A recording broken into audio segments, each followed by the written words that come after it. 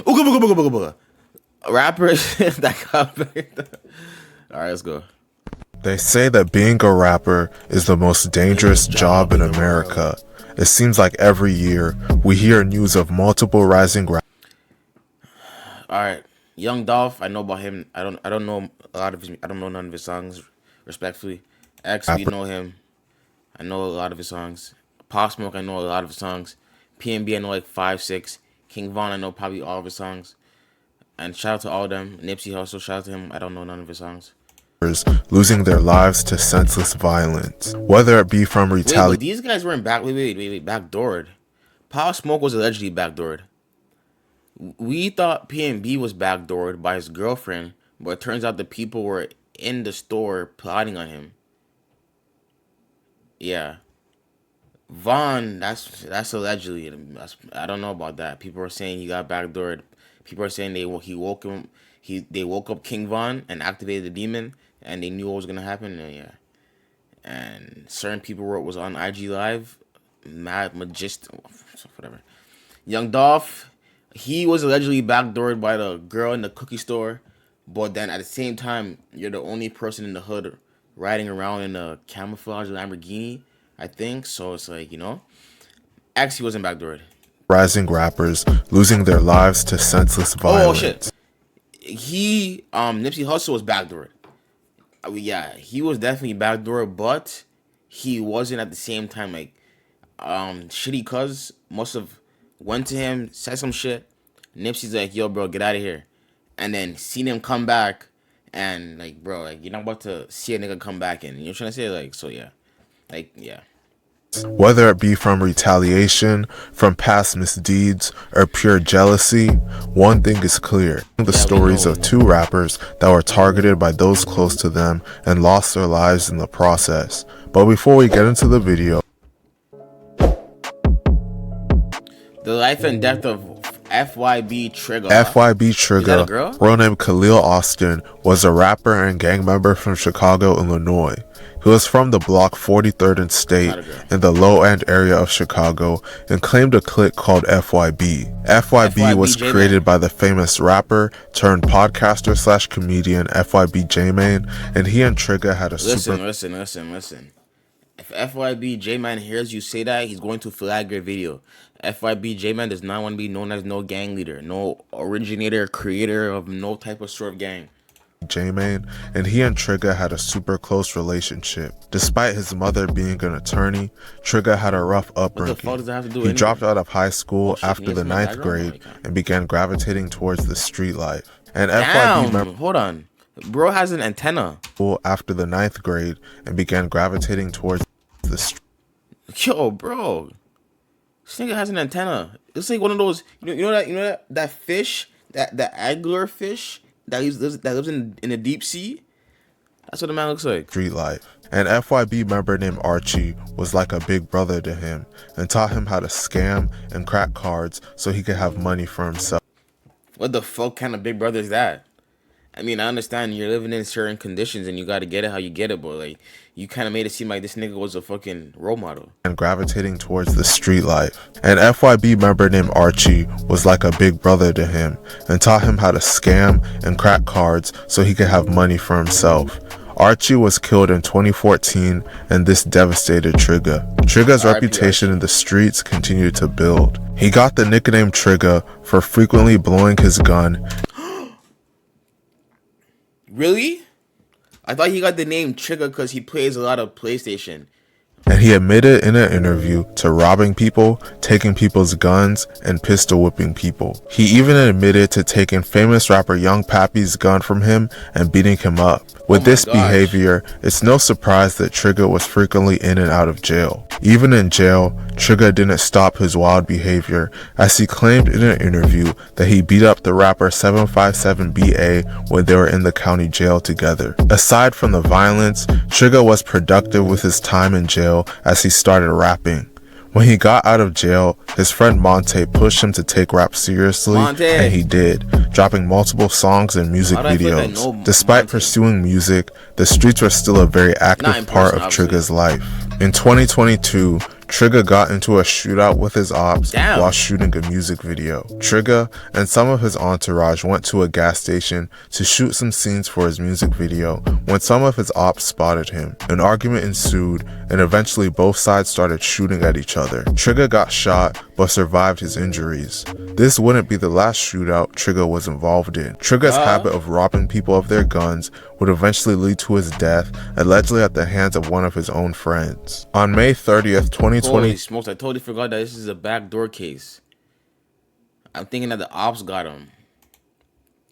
What the fuck happened to the son? Trigger, Monte, Benji, Dad, and others were at a house. Dad? Trigger, Monte, Benji, Dad, and others were at a house in the 1300 block of East 93rd Street, hanging out with another FYB member that hadn't been around them much lately. That FYB member was FYB Mozzie. They were there to hold a memorial for an FYB member named FYB DJ that was shot and killed 2 days prior. Trigger was mad at Mozzie because Mozzie had snitch allegations on his name, so Trigger didn't want him around. An argument ensued, then Trigger allegedly took Mozzie's gun and pointed it at him. Yo, this nigga's the gun thief. He's like Swiper. That's what they should have called him, Swiper. What's your name? Trigger. No longer Trigger. Your name is Swiper. How is he just... Yo. I got your gun. How the fuck is he doing this? He's just taking everyone's gun. Mozzie had another gun on him and pulled it out and shot Trigger in the... Bro.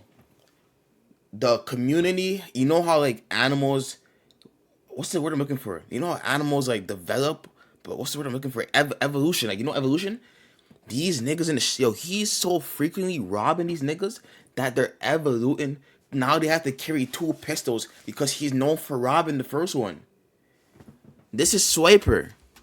The chest 3 times. Oh, Mozzie fuck. had dude, then Trigger allegedly took Mozzie's gun and pointed it at him. Mozzie had another gun on him and pulled it out and shot Trigger in the chest 3 times. Trigger thought he was getting set up, so he shot back and shot at all the other FYB members there.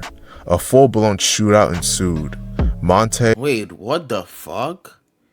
This nigga has the strength of a lion. What do you mean he got shot 3 times in his chest and then he started shooting at everybody? Like, what about the guy that shot you?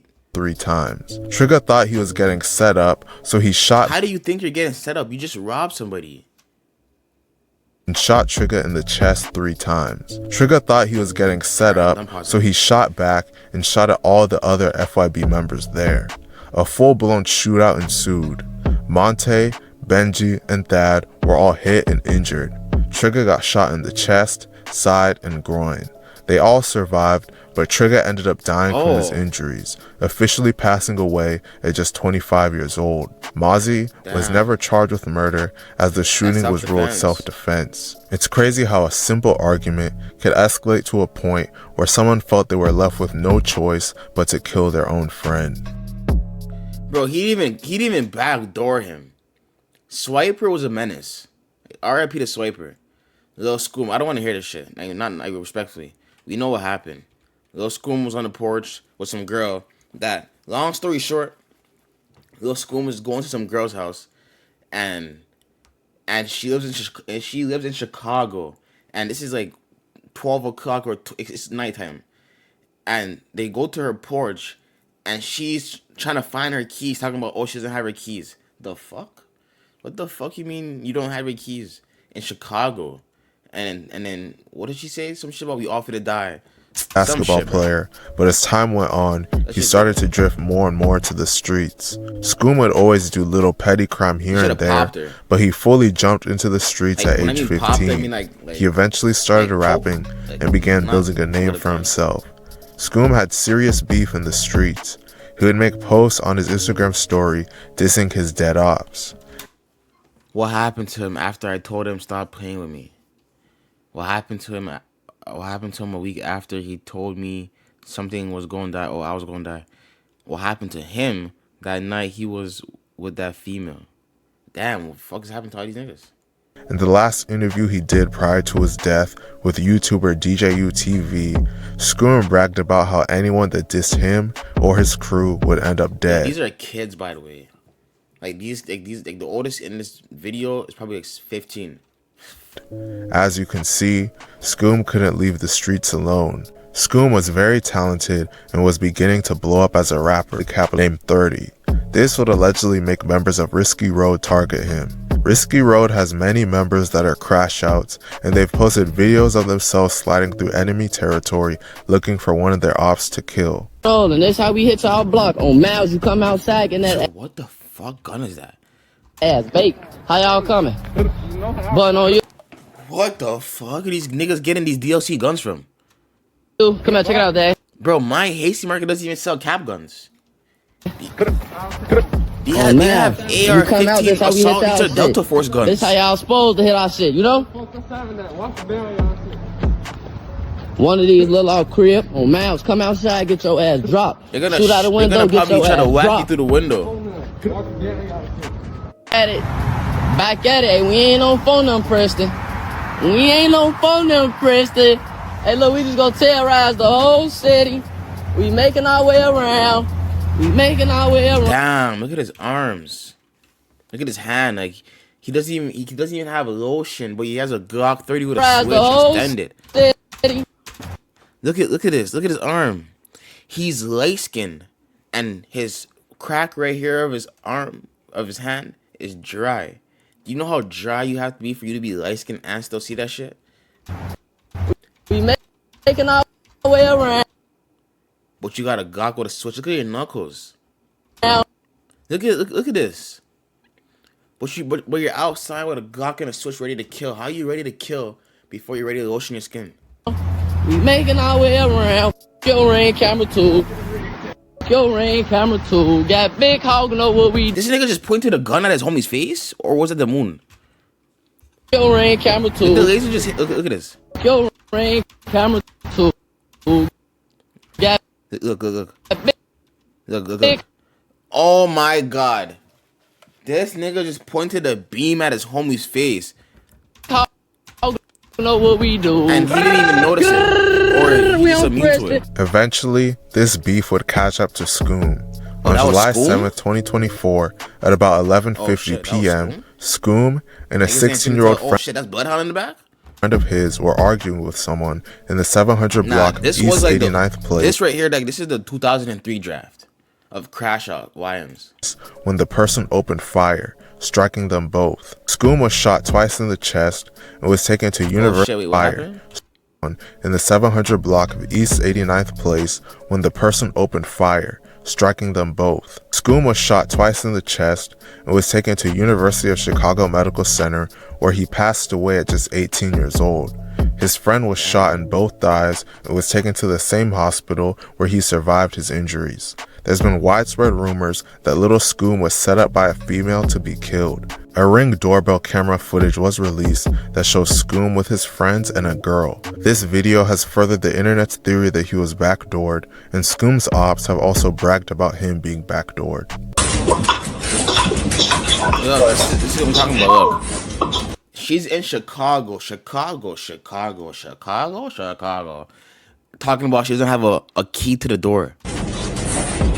Mommy? I told you I don't have no key. I take this off the camera. I don't have no key. Like, is you slow? I'm like, do this, but it's easy to penetrate. Yeah. You go, boom. Why y'all ain't just help me back? Is the back door open? No. What you mean, mommy? After Scoom What? What do you mean? Why didn't she go through the back? Is the back door open? No. Saying what the fuck you talking about? I would have Batman boxed her. To the point she said, pow! and his friends were shot, Chicago police spotted a gun-toting suspect running away from the scene and pursued him on foot. The suspect shot at officers during the chase. A 10-1 emergency call was made, indicating an officer needs immediate backup, resulting in police response from multiple districts and the CPD SWAT. Despite this, The suspect still escaped and still hasn't nigga. been arrested till this day. Chicago. It's widely rumored that members of Risky Road were responsible for Scoom's death, and they have publicly bragged about killing him. Let's go got caught and he ran. Niggas say bitches ain't man. Fuck let's go. But I do know a nigga making 30, then he got sent to The streets are truly terrifying. When you're That in it? that life, it Alright, that's seems you it. can Alright, never let me relax. give you guys- Not even around your day one friends. Let me give you guys the final closing argument. Pick up a book.